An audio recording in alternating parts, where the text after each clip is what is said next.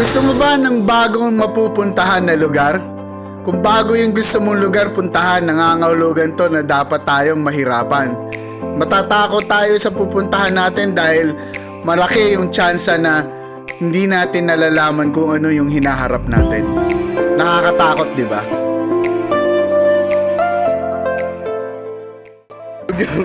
Yung alarm ko, yung diwa yung gumising sa akin eh. Oo. Yung last week ko rin eh. Galing ako inuman. Samahan niyo ako, bisitahin natin yung Sitio Batu. Pupuntahan natin yung sitio nila. Tara, pasyal tayo! Sa biyahe natin ito, makakasama natin ulit si Chong Wally, si Francis Alba, si JR Cruz at si Kuyang Makoy de Vera.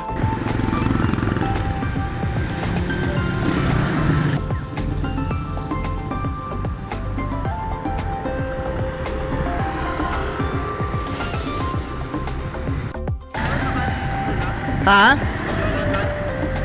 Ewan ko talaga. Sikat ang bayan ng DRT Bulacan sa magandang ilog at mga talon nito. Maganda rin ang trail na pinupuntahan ng katulad nating mga adventure rider.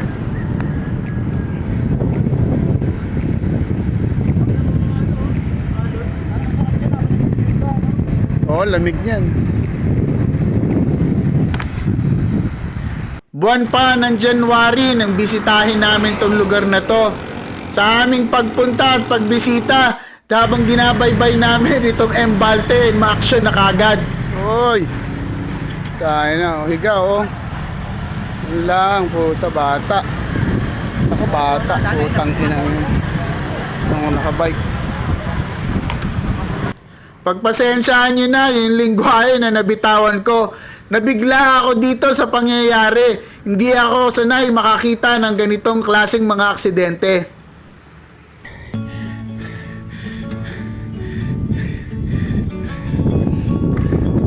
Mount Arayat. Malakabayong hingal kagad ang salubong sa atin. Malayo-layo na din ang biyahe na binuo natin dito. Kaya ganito na lang ang hingal natin habang binabaybay natin itong akyat ng Camp Brihino. Wala. Maning-mani. Lakas. Anis. Kasi Francis din, oh. Yan. Di na din sa harapan. Kunti aangat yung harapan.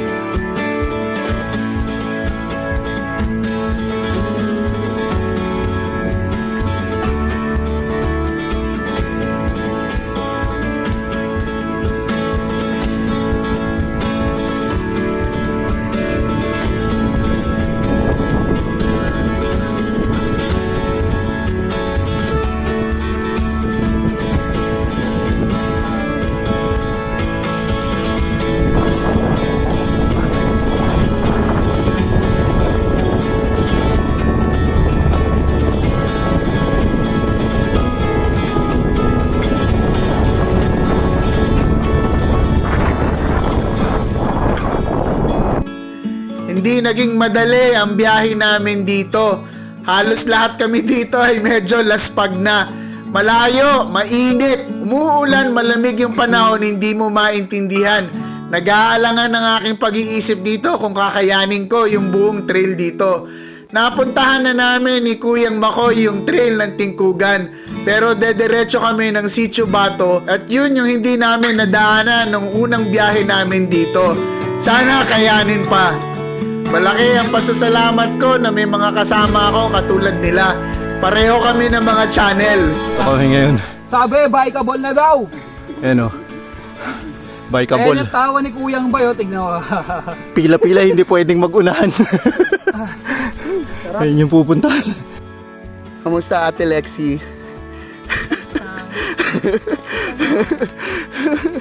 Power, power, power! Kaya mo yan, Aries!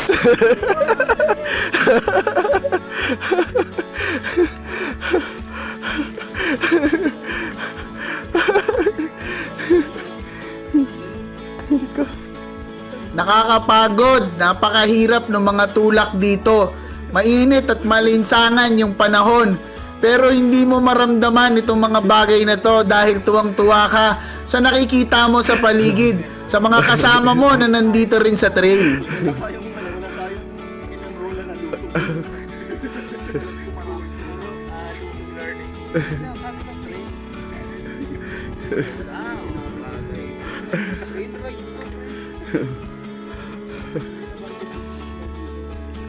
Tinatanong nila ako kung bakit pumupunta ako sa mga lugar na to.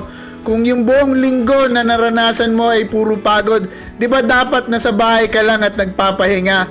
Ngunit mas pinipili namin pumunta sa tahimik na lugar na to upang makipag-isa sa nature na nakikita natin sa paligid.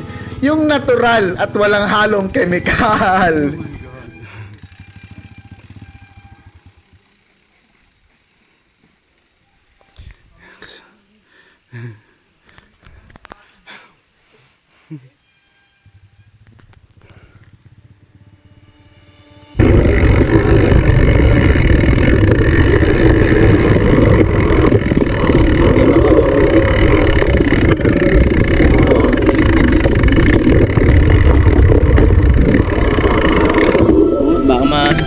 Baka mailang sila sa atin.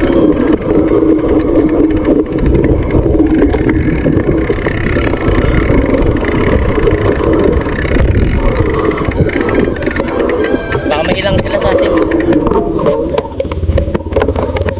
Mahirap. Baka mailang. Ayan, talik. Ayan. Tungkol. Ayan, harap likod.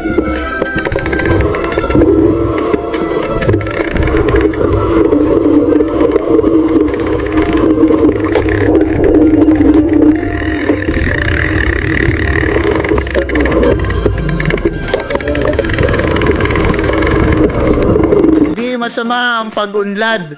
Nakakatulong to sa pang-araw-araw natin. Ngunit sa sobrang paghahanap natin ng kaluwagan sa buhay, nakakalimutan natin itong mga simpleng bagay. Kaya bumabalik ako sa mga lugar na tulad nito.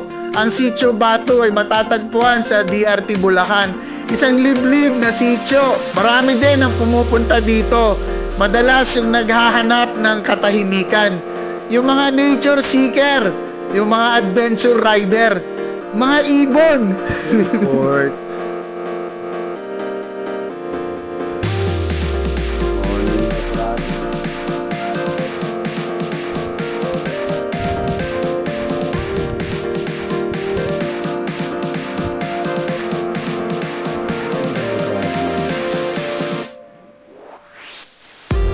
isang maliit na komunidad na nagsisimula pa lamang. Komunidad ito ng ating mga kapatid na mga dumagat. Mainit ang pagtanggap nila dito sa amin. Napakasimple at payak ng kanilang lugar. Mahirap ang buhay dito pero simple lang. Hindi sila madamot. Binibigay nila ang lahat sa amin. Konting tubig ang hiningi namin sa kanila dito. Ngunit mainit ang pagtanggap nila sa amin dito. Welcome kami sa kanilang komunidad. Pwede naman.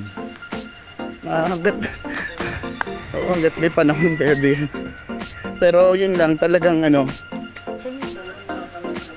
Oo, talagang dapat. Talagang dapat. Oo. Masaya ang kwentuhan at alaala na binigay nila sa amin. May mga aral din sa buhay na kami natutunan dito.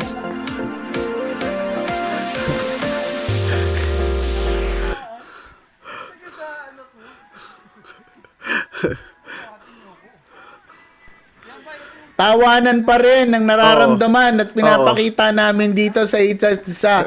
Sobrang saya ng experience na pinagkaloob sa amin ng maliit na komunidad na yon. Di alintana sa amin dito yung pagod na haharapin namin sa ibabaw ng tingkugan. Dito bubunuin na namin ang akyat na mahigit 1 oras.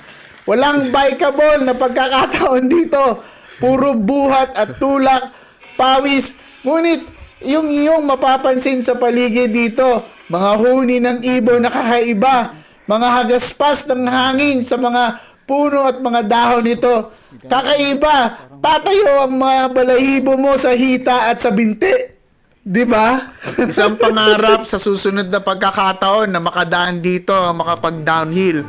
Sana bigyan tayo ng pagkakataon dito. Napakasarap siguro nito kung iisipin. Hindi ba delikado ang mapunta dito na mag-isa? Tingin ko kung iisipin natin dito, mas delikado yung pagkakataon na ikaw yung nandito. O pwede mong sunugin yung lugar. O pwede kang magputol ng kahit ano dito. O pwede kang magdala ng kalat dito. Tahimik yung lugar at payapa. Kami lang ang magulo dito sa lugar na to, kaya hindi delikado yung ganitong mga lugar. Kagubatan sa DRT. No. Shout out sa mga pogi dyan.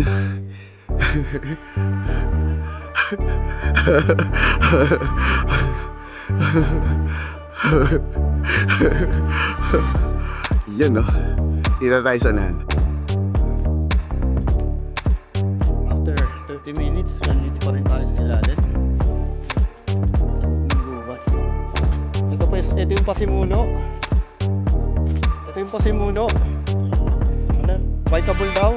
80 to 90% bikeable. Kung ano, pag sinama yung highway. Pumunta sa parte na tayo ng train. Ano ito ilalim? Panguli, grassland. Dito na tayo sa Sea of Grass. Napakaganda at sarap ng experience na mararanasan mo sa trail dito sa Tingkugan, pababa ng DRT. Maraming rats, maraming berm, maraming unexpected na bato na gumagalaw sa ilalim ng gulong ninyo.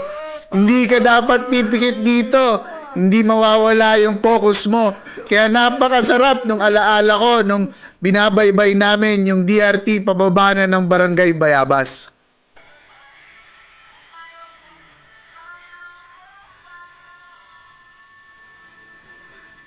Ate, look at me, ate.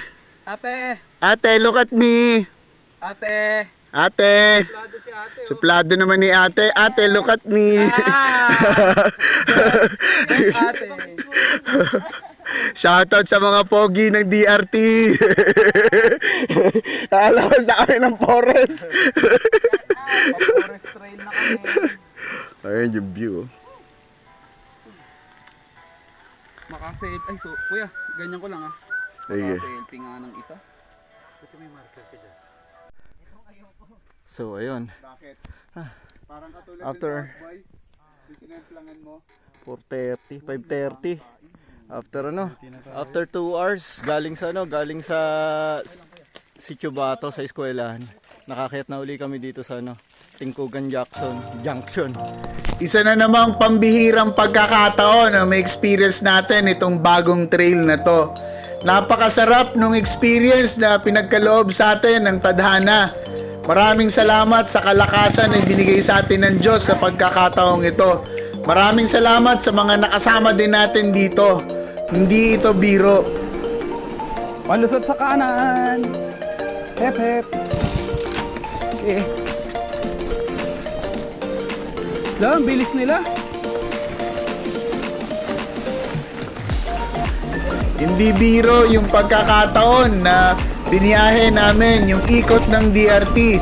Ilang bayan ng Norsagaray, Bulacan at ng San Jose, Bulacan ang aming nadaanan dito. Sobrang pagod at init ng kalsada na naranasan dito. Ngunit sulit yung kabuuang experience. Hindi matatawaran yung mga nakita namin, yung mga tawanan, yung kwentuhan na walang katapusan. Sana may natutunan ka o naaliw ka dito sa video natin. Sana ma-like mo o ma-share mo din itong video na to. Nang makita naman ng ibang interesado din makakita ng ganitong klaseng mga content. Maraming salamat sa iyo, Kuyang.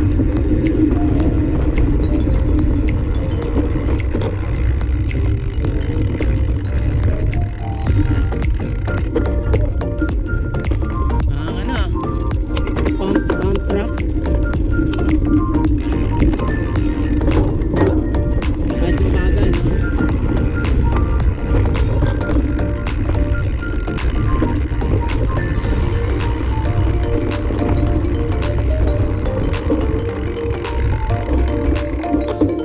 Tita, no?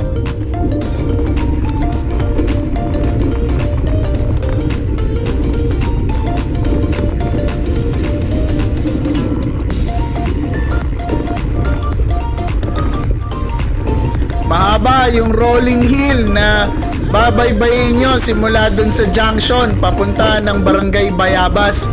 Lamang na lamang dito yung pababa.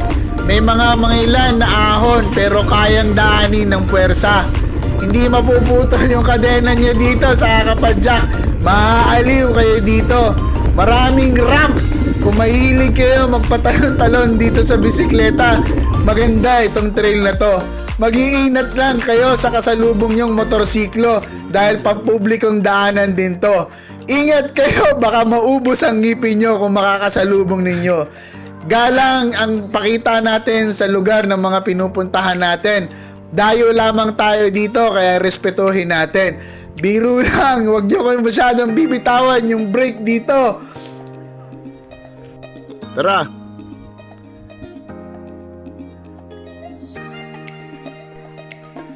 Sikat na lugar na madadaanan mo dito yung Piat Church.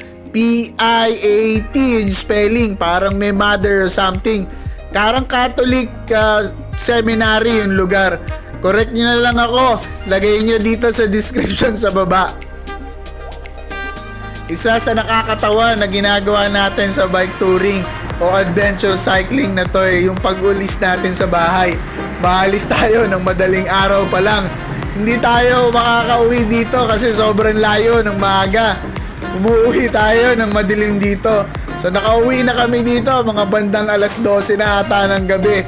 Maraming shortcut kaming dinaanan dito. Kung saan-saan kami lumusot.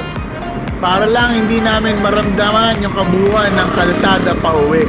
Maraming salamat. Kita tayo sa trail mga kuyang. Woohoo!